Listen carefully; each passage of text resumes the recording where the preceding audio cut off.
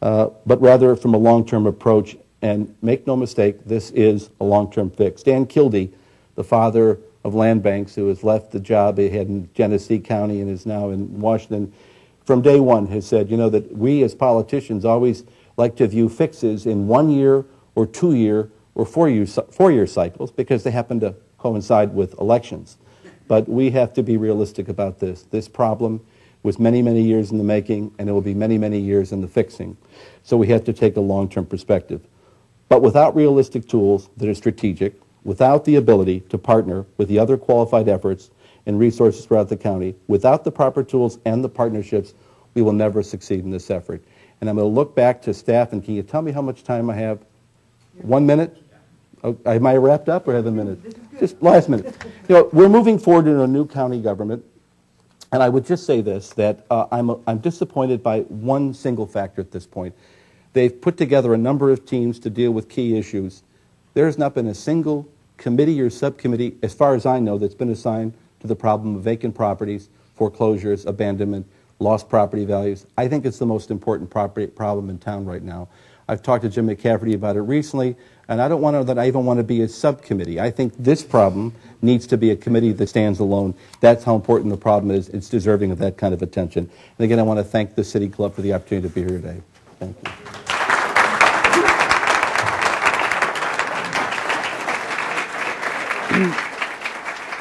Today at the City Club of Cleveland, we are listening to a Friday Forum featuring Cuyahoga County Treasurer Jim Rokakis. We will return to our speaker in a minute for our traditional City Club questions. We encourage you to formulate your questions now and remind you to keep them brief and to the point. We welcome you to this City Club Forum. Our greetings go to those present in this room, especially to guests. We hope you will join the City Club and become active in our ongoing civic dialogue. We welcome guests today at tables hosted by Cuyahoga County Land Bank, Cuyahoga County Treasurer's Office, Leos family, and Jim Rokakis. Thank you for joining us today. Now we would like to return to our speaker for our traditional City Club question and answer period. We welcome questions from everyone, including guests. Holding the microphones today are City Club Outreach Membership Manager, Deborah Agosti, over here, and PR and Programs Manager, Carrie Miller, in the back of the room. So let's have our first question, please. Mr. Rokakis, do we know enough yet about how this county reform is going to evolve so that you can give us an idea of where the land bank program, for example, will end up and who will run it? Well, the answer is simply nope. I mean, the land bank, according to Ohio Revised Code, Senate Bill 353, requires that the land bank board be comprised of 2 commissioners, the treasurer, and 2 suburban mayors. We've added the additional membership, 2 members of the city of Cleveland, largest city in the county. So I think, if I get this right, then there are no county commissioners after January. So I assume those become the responsibility. Those 2 seats are appointees of the county executive, and the treasurer becomes an appointee of the executive. So I guess that means 3 of the 7 seats belong to the county executive. You know, the voters spoke very loud, very clearly. I accept the judgment clearly. Who am I? I accept whatever the voters said. But there are so many gaps in this charter that they're going to have to be addressed over a period of time. I was just talking to somebody this morning. One of the interesting issues in the land bank also has to do with the charter is that members who serve on the Board of Revision, they're the people that hear your appeals on property values, right? You would think that the charter might have required that they not be political hacks, that they be certified appraisers. The charter, in fact, has asked that those offices, those appointees, be rotated by party. I don't know what party has to do with property values. And if you really want to keep party hacks out of the process on both sides of the aisle, it seems to me that one of the requirements might have been that they be certified appraisers. So there are a lot of those issues, and they're going to have to be worked out, but I'm an optimist, and I'm sure whatever the solution is, it'll be a good one. But I know that we have a committee within the county looking at some of these little quirks that have yet to be addressed, and I know that the land bank staff is also very interested, very curious as to how that gets resolved. So we've talked to a number of the folks that are running both on the county council and for county executive, and everybody appears to believe, as they should, that this is a very positive development, and I'm sure it'll have the support of whatever new government emerges. Can I just do one thing before I take a question?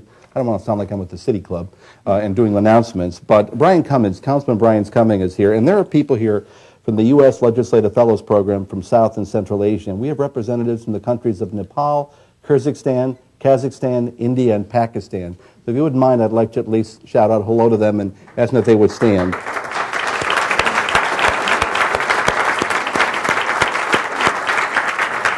I had a couple in my office yesterday trying to explain the multiple layers of taxes, and I have to tell you, I was so confused by the time it was all over, I wanted to ask for help. Your comments regarding the adjustment of mortgages for those that are underwater raises so many questions and issues, it's hard to really consider them all, but just a few. If the mortgage amounts are lowered, how does this affect other properties in the area where mortgages are being paid? Doesn't this lower the value of the properties in that area, since comps are such a very important part of appraisal and sales of properties? And then finally, what happens to the tax value of that property and how much tax might be collected and lost? I would say that the value will inevitably, it's going to be lowered, but not nearly as much as if the property is abandoned, stripped, and demolished. So I'd have to say that there's going to be a loss of property value any way you cut it. There has been an absolute loss of value in many communities in Northeast Ohio that I never thought I'd see. And that loss in value has really impacted I think the prospects, the fortunes of the city of Cleveland. And you know, talked about it, I may be off on this number, but I think Cleveland's census will come in at 325,000 in the 2010 census. It was at 473 in the 2000 census.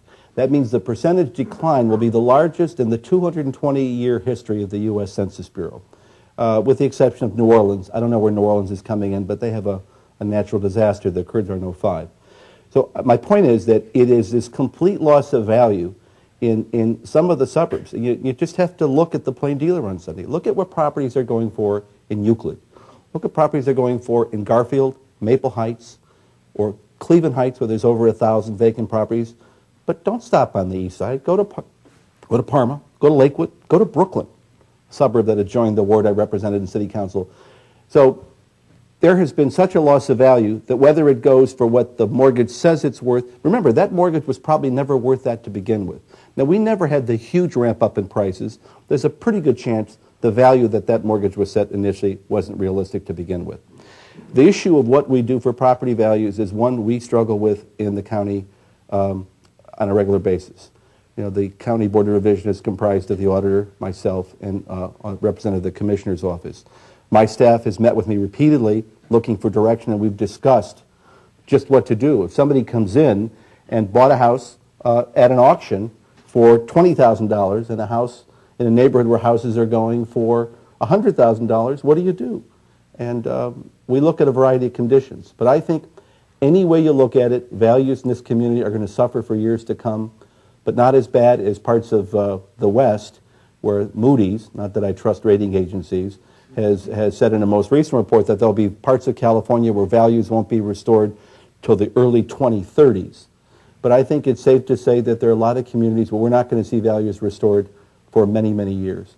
So it's a bad picture, but I'd rather have somebody in that house. I'd rather have somebody taking care of the yard, taking care of the property, in the belief that the stabilization they provide eventually does bring values back up.